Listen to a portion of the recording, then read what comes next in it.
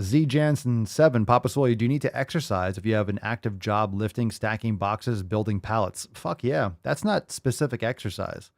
And that's not for you either. Just because you're doing physical labor doesn't mean you're actually doing targeted training that's going to build all your muscles evenly and proportionately and minimize your risk of pain. One of the problems when you're doing an active job is you're doing a lot of repetitive movements. So you're going to have muscle imbalances because you're not doing balanced movement. You're doing repetitive movements that job specifically requires. You're bending a certain way, you're turning a certain way. So if you're loading, bending and turning, you're always bending forward a certain way, lifting a certain size box, and you're always turning to the right.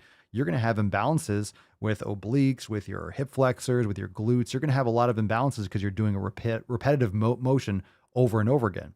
So training fundamentally, like doing yoga and also general strength training and mobility, you are going to create balance around those joints. So you'll mitigate your risk of injury doing all sorts of activities, including your day job.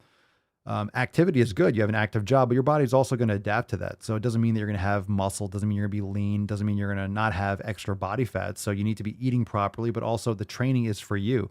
You lifting weights and you exercising and training will give you more energy for that active job. So you're going to be less fatigued when you do that active job. You're going to have less risk of injury. You're just going to feel better. I mean, honestly, one of the best things to do before an active job is to actually train first because you're going to have that nice pump. You're going to have that be, energized. Training after an active job, you're just going to be drained. So make sure you fill your cup first.